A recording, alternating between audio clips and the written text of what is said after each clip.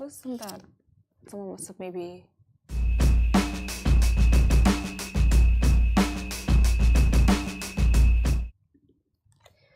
Good morning and welcome to Smashi Business. I'm Lubna Hamdan.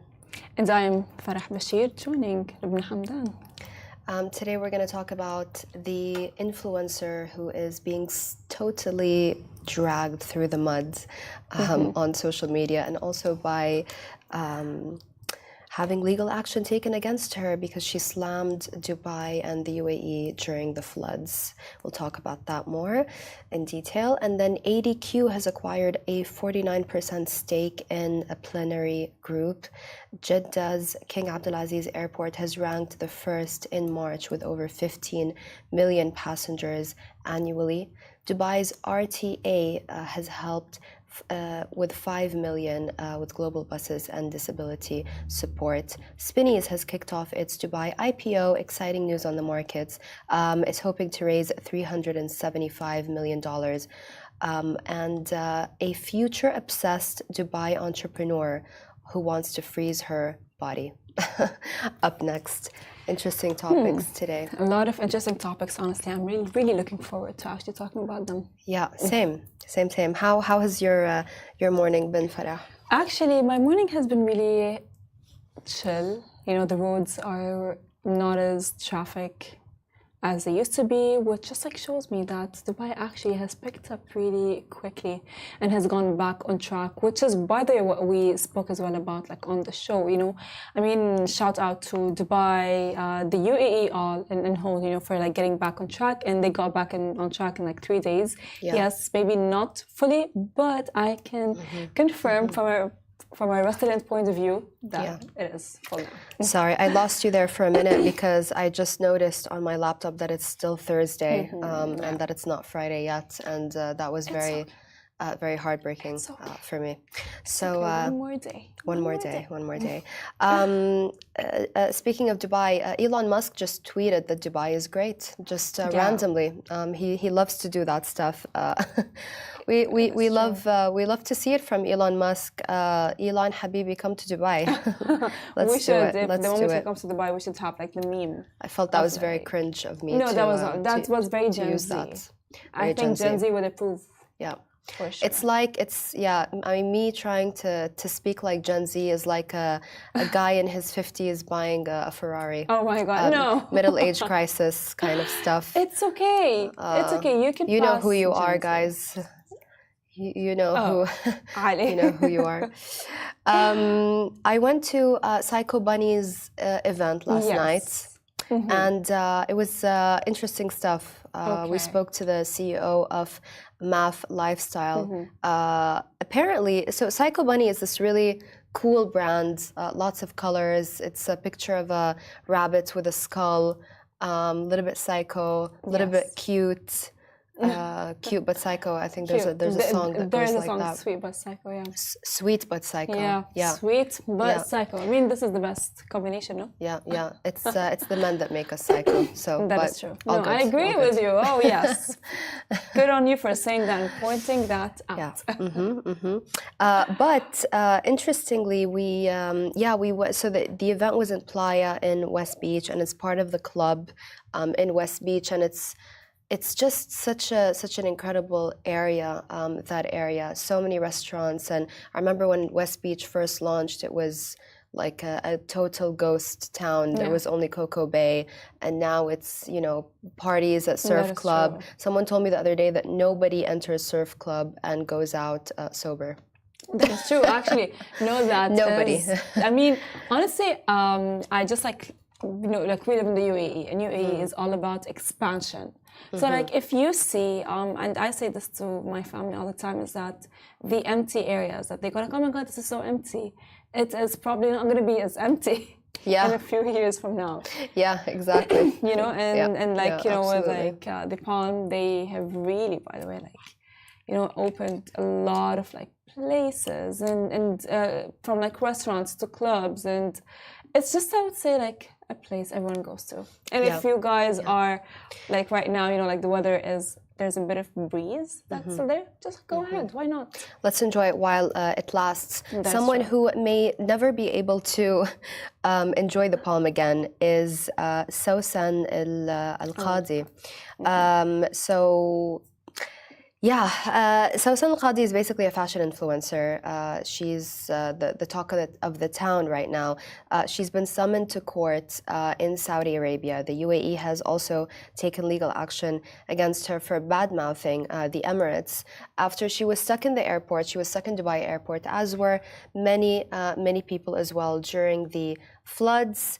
And she completely bashed the UAE. She put out a video showing the people waiting in line at Dubai airport, showing that there is trash kind of on the floor, which is obviously not the norm for Dubai airport. I think it's literally the cleanest airport in the world. Anyway, she posts the video and she says in the video, in Arabic, but I'll translate, "Look at the situation. I swear to God, it's total chaos. Nobody is responding, nothing. Look at the dirt. It's disgusting. I was okay a few hours ago. Now I'm not okay. The situation is not normal. You're definitely not better now, Sawsan," after posting that. Users on social media were angry, to say the least, and they said she was wrong to defame the UAE, and she has gotten what she deserved by having legal action taken against her. Though that was coming from a lot of Saudis, by the way. So the Saudis really came to the UAE's defense. And said it's not acceptable to defame the UAE, but also she defamed Saudi Arabia also. But we'll get to that. What she said about the UAE, she said in leaked Snapchat conversations, she said, "You have failed in managing disasters. What would you do if you had a war in the UAE?" And she said, "Own it. We took responsibility in Saudi Arabia. We have a war south of Saudi." She said, "I didn't see any government entity helping out during the floods in the airport. I used to think the UAE was on top of everything, but today it disappointed me." She added, referring to being stuck in Dubai airport for 17 hours.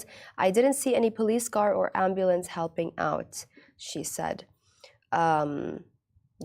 So users on social media are calling for her to be banned from entering the UAE and for brands to cut ties with her, which a lot of brands have, including Unas reportedly put out a statement saying, "At Unas, we take pride in our deep connection to the values of our remarkable region, which celebrate our collective identity.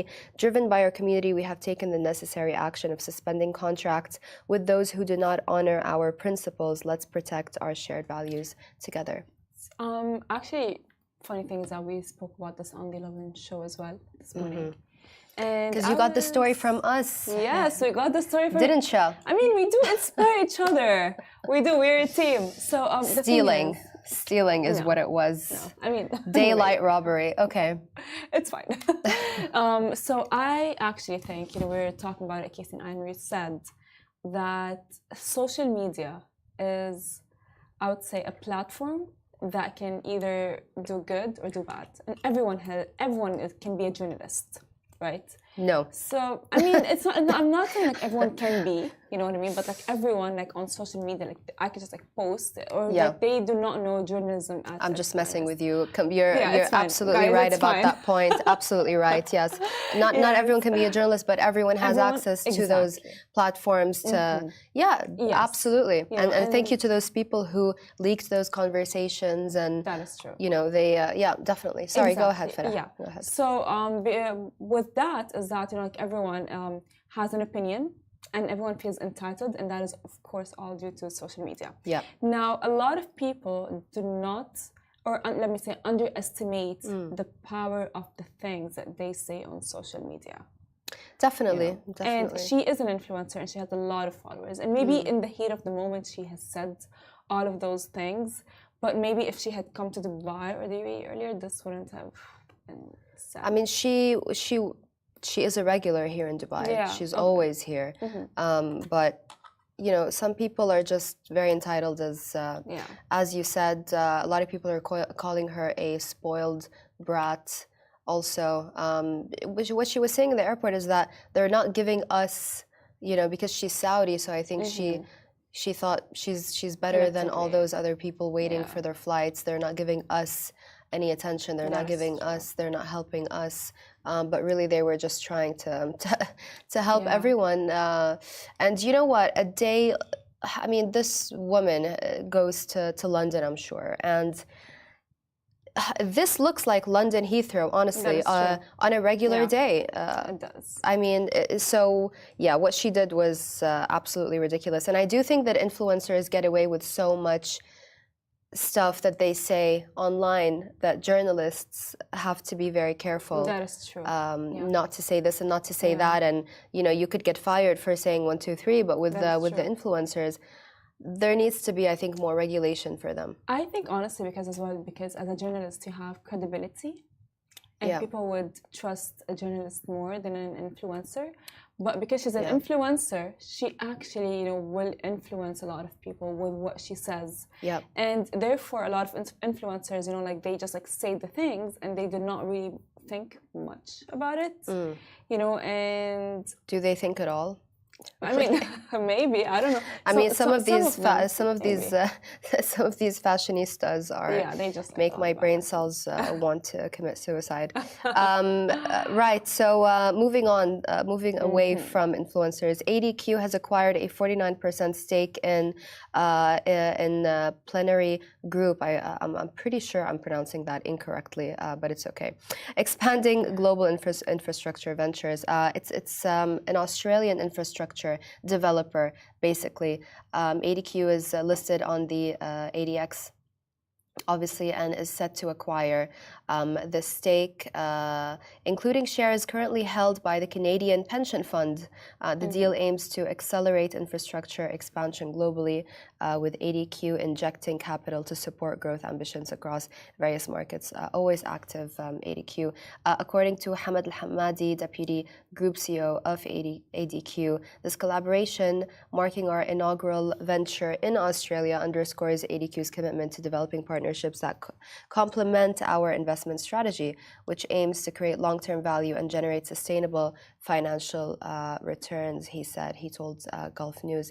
A co-investment platform will focus on opportunities in public and social infrastructure, particularly in the GCC, the Middle East, and Central Asia. The Australian group, with a $25 billion asset portfolio across Australia and the Middle East, anticipates significant development opportunities through the partnership. So it's great to see. It is, honestly, and I feel like these partnerships they all have one motive, which is to have like economic growth for the region and for the countries that are actually involved in the partnership. Yeah. Which just like shows, you know what I mean, like the GCC and the UAE specifically is just like looking towards more growth, and I can just like never have enough, which is I would say it's a very smart move. Yeah, absolutely. ADQ sees this collaboration as a strategic move, as you said, to drive economic growth and development both domestically and abroad. The UAE has been doing a lot of that, really expanding their horizons. I mean, almost everywhere now you go and you see, you know, either Qatar owns this hotel in Egypt, or the UAE owns this land in Egypt, or has an incredible mall in Istanbul, or an arms factory. Don't quote me on that, in Serbia. Amar doing stuff in what was it, Albania, if I'm not mistaken. So loads and loads of things going on. So it's pretty amazing to see. Going to Saudi, a little friendly competition going on between the UAE and Saudi. Jeddah's King Abdulaziz Airport has ranked the first in March for airports with over 15 million passengers annually. That's according to a monthly report from the General Authority of Civil Aviation. It's retained its position as the leading airport among those serving 15 million or more passengers annually. King Khalid International Airport in Riyadh secured the second spot. The Aviation Regulatory Authority assesses airports based on 14 key metrics that gauge the passenger experience. These metrics include various aspects such as flight delays, check-in, security, passport and custom control, the availability of airport facilities and services for individuals with limited mobility. So, have you been to Jeddah? I actually haven't. I really would love to go to Saudi, which is just by the way, the fact that I'm saying that, the fact that a lot of people are actually saying that, just like shows how Saudi has gone a long way. Sorry, this report is based only in Saudi, by the way, because that wasn't clear. Yeah, go ahead. It was not mentioned. Yeah, of course. Don't worry about that. So, exactly. No, I've not been. Sounds like it topped the world's airports. Yeah. Yeah, I mean, it's, you never just know. In Saudi. Yes, yeah. Just in Saudi, but like again, like ahead of Riyadh though. Ahead of Riyadh. Exactly. So that's because like I have always wanted to go to Saudi. To be honest with you. Oh, you haven't been? I haven't been there. But the fact that I have been thinking in my head like, oh, I would want to go, just gets, the subconscious thought like, okay, so this just like shows and proves a lot that Saudi has gone a long way from what it has been to what it will be. And I think honestly like this report regarding the airport does not come out of the blue. It comes out of a lot of strategic things and studies that has been done for the airport to be handled in a certain way, which I think as well like it's very cool. I would love to actually and go and experience this one-on-one. Would have been interesting for you to go before and then see the change after. But you know what? It's. I remember I went to Riyadh a couple of years ago for an event with the UN and another publication I used to work for. But it was interesting because we got into we took an Uber and it was a Saudi guy driving, and he just had everything from chocolates to to water to soft drinks. He kept asking us what music we'd like to listen to, and he was just so excited to see foreigners, to see expats. Coming into Saudi. It was just kind of starting that year. I think it was late 2018, 2019, something like that. So it was great.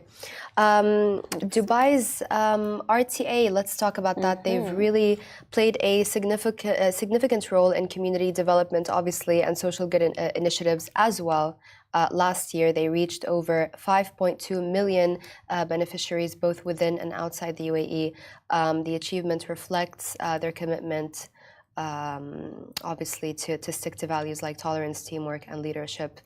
Great to see. Rashid Abdul Karim Al Mulla, Director of Marketing and Corporate Communications for RTA, highlighted several noteworthy initiatives. Exciting to see RTA doing stuff like this. Agreed. These include the 1 billion meals endowment campaign, the largest of RTA's global charitable endeavors, which provided aid to 5 million individuals. Additionally, another initiative, Kiswat Khair, supported 60,000 people in need, while the Modes of Good program served 40,000 beneficiaries. RTA's Ramadan initiative also reached over 100,000 people through various programs like the Ramadan Tent project. It's also providing school buses to students in Tanzania, Thailand, and Uganda, impacting over 23,000 students. What a lovely, positive story. People don't like positive stories as much. Richard is always telling me to do positive stories. Richard, isn't that why a lot of publications shut down because of? No. I remember there was I forgot what it was called. But there was a publication launched here, I believe, and something else in the UK, totally focused on positive news, and they shut down because no one was interested. Look, people love the drama, but at this point, people love the drama, right? And they just they're gonna be like, yeah, what about? It's a lot of good things. It's a lot of positivity. Give us the tea, as we say in our Gen Z slang. Yeah. But one thing is that, we do talk about tea. So we do have some tea. Like, for example, we talked about the Saudi influencer who got, into a lot of drama and a lot of trouble for speaking of Dubai. But I think this is a very important story because like RTA, you know, you people might think it's just like another like public transportation, you know, authority in the country, in the region, you know, that just like allows you to transport from one place to another.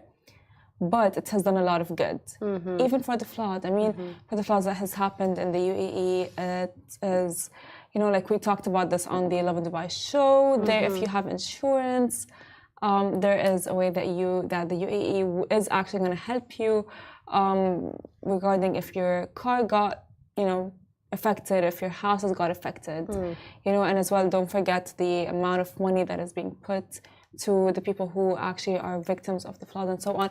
And the fact that the RTA has always like shown out there or stood in solidarity with, you know, a lot of things, whether it's the people of Gaza and floods and this and that and so on, which is it's a good thing. Yeah, absolutely, absolutely. Spinneys has kicked off its IPO in Dubai to raise $375 million. Exciting stuff. Spinneys was, we'll talk about the story of Spinneys another day, but check it out, it's interesting. It was actually launched initially in Egypt by a British, I believe he was a military man. He was a sergeant. I forget the exact title, and then it moved on to a family, and it moved on to Dubai, so the ownership changed, and we'll talk about that a little bit more in detail. I do want to get you guys accurate information. I want to get you the information that's not out there that you can't find online, so I'm going to look into that. But the story of Spinneys is fascinating. Yeah. Anyway, Sheikh Rashid apparently was the first customer in the Dubai branch, apparently. So, yeah. Right. On Tuesday, the franchisee of Spinneys, a supermarket chain in the UAE and Oman, announced plans to raise up to $375 million by selling a 25% stake through an IPO. The indicative price range was set between 1.42 dirhams and 1.53 dirhams, implying a market cap of between 1.39 to 1.5 billion dollars. That's between 5.11 to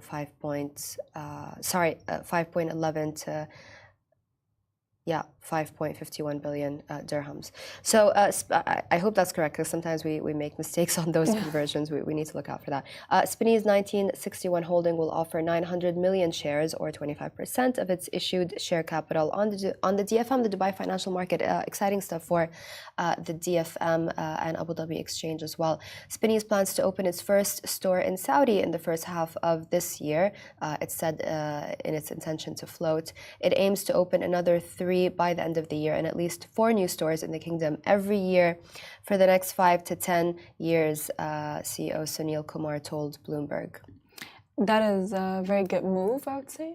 Yeah. Saudi. Yeah, definitely, definitely. We are running a little bit short on time, so I'm going to move on to the next story. A Dubai entrepreneur is thinking about freezing her body in the U.S. That's Briar Prestige. I don't know how to pronounce her. It's written like prestige, but with a D. Yeah. Sorry, Briar, but you guys mispronounce her names all the time in Arabic, so it's fine.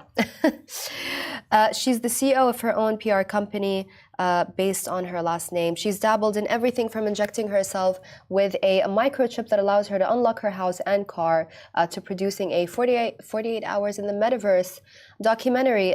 Next up for her is apparently freezing her body. She met with James R. Woods, the co-CEO and president of Alcor Life Extension Foundation in Arizona, to decide whether or not to sign up to a cryogenically freeze my body or brain in the hopes I will be resurrected in the future, she said. There are over 200 preserved bodies in metal canisters with this company based in Arizona. She said it's a surreal thought. It's a deeply personal decision that reflects a person's beliefs, hopes, fears, and attitudes towards mortality and the possibility of life after death. I mean, people have been obsessed with living forever, looking young forever. Yeah. which is why a lot of supplements, like, oh yeah, take this, it will make you stronger, it will, I don't know, repair your DNA, you know, and it's all over TikTok. I see it all the time. It's like, Yeah. there's recently one that it's called NMN. I that mean, is supposed to yeah, what is that? A supplement? It's a supplement. Okay. That is supposed to, I don't know, like, rejuvenate your DNA, Okay. Okay. make you look younger, make you live long. Rejuvenate. Which is like, Rejuvenate. how is that possible? Like, you know, like we are going against nature and the cycle of life. Like, just like stop. Yeah. I wish there was something to rejuvenate my will to live. I wish there was a pill for that at this moment. Right. Actually, for Briar, she said, signing up is an adventure. It's exciting. And even if it doesn't work, I'll be happy to contribute my body to scientific exploration. So you know what, I respect that. A lot of people who are obsessed with the future, like the guy who wore the shirt, the t-shirt, do not die, at the token 2049. Yeah, just do not die. Reminds me of of when Charlie Sheen was high as a kite during an interview, and said the same line, "Do not die." So maybe his role model is Charlie Sheen.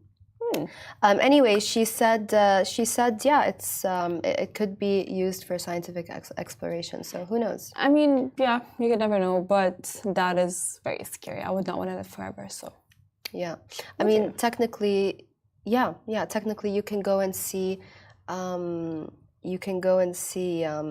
that in Moscow. You can go see Lenin. Lenin's body is preserved. It's not frozen, but it is preserved. Next to the right opposite the in the Red Square, basically. Yeah, but then what happens, like, when they get back? He won't. He's dead. But yeah, he's dead. Like, I don't know, guys. This is too scary for me. It's like, I don't want to live forever. It would be scary for me. I think in Lenin's case, you know, when you go to Moscow, and maybe this is interesting for people to know, there are lines and lines and queues and queues. People still love to go and see Lenin just because he was such a legendary figure. The USSR obviously lost it towards the end, but he's a legend. Yeah. Anyways, right. We're wrapping up for today. Forgot to mention in the beginning, this is Thursday, the 25th of April. But we'll be mentioning it every day, so it's just so you guys are aware of the day. It helps with the news. Yeah, what you guys know the drill. We'll see you tomorrow. Smashi.tv for the video version. To see me being extra grumpy today, and to see Farah being lovely, or listen to us wherever you get your podcasts. See you tomorrow.